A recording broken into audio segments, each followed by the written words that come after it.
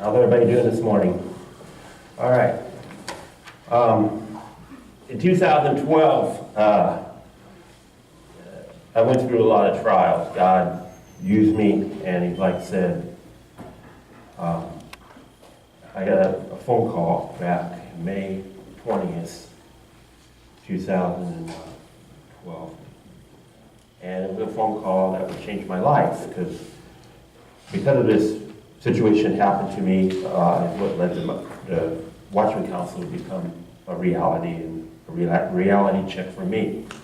And in May 2012, I got a phone call from my brother-in-law. And my brother-in-law told me that there was a provocation and that your dad had it with your stepmom, and he fired 3 shots and then he shot himself in the head and he's dead. And that was a big reality check for me, and a big change and challenge for me.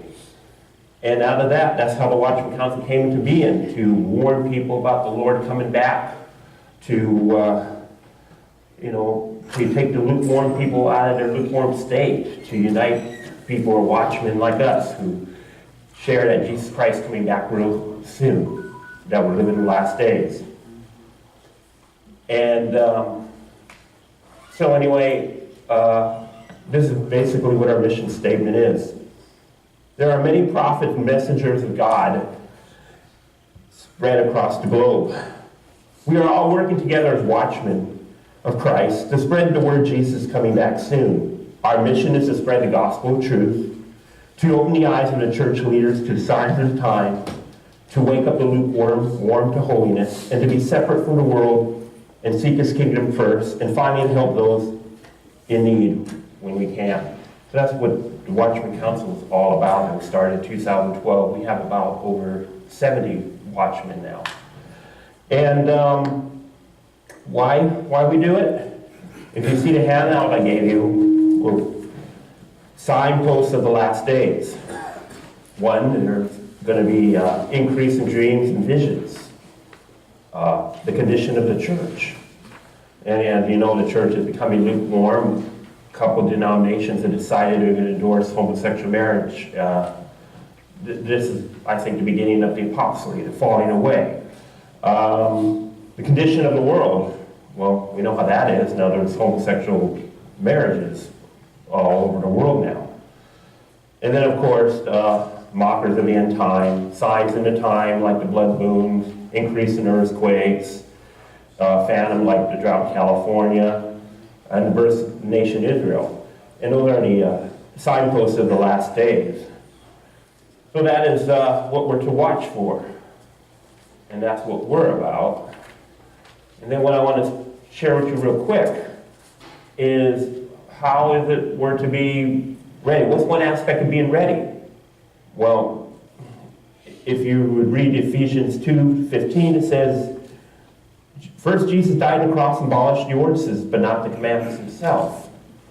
That having abolished in his flesh the enmity, even the law of the commandments, contain the ordinances, for to make himself a twine of one man, so making peace. And then 2, Jesus and his apostles reaffirmed the 10 commandments. Think not, I did not come to destroy the law or the prophets. I have not come to destroy, but fulfill.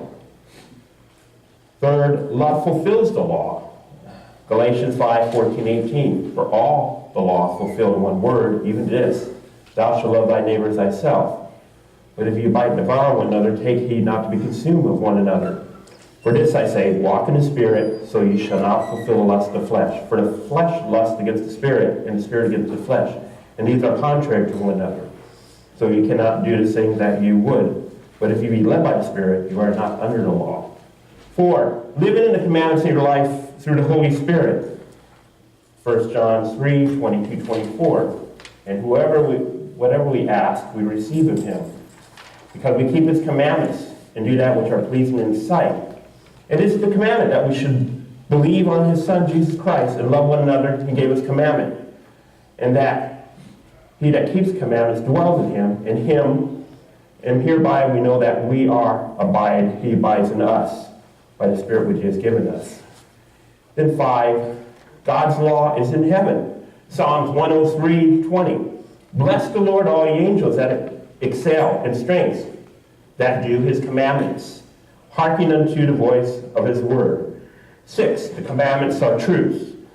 Psalm 119:151 says, Thou art, O Lord, and all thy commandments are truth. 7, we are able to be forgiven of breaking the law. Therefore there is no condemnation of those which are in Christ Jesus, who walk not after the flesh, but after the Spirit. 8, grace abolishes the sin sacrifices of the law. For by grace you are saved through faith, that not yourselves, the gift of God, not a result of works, that no man may boast. For we are his workmanship, created in Christ, unto do good works, which he has ordained us for us to walk in. And then, finally, God's commandments are eternal. For verily I say unto you, heaven and earth shall pass away, but not one jot of my word shall pass away, from the law till all fulfilled. So basically that's what true grace really is about. That's how one aspect we're to watch. But that's what the Watchman Council is to do, to make people be ready for Christ and to watch for the signs of his return. And that's it. Thank you.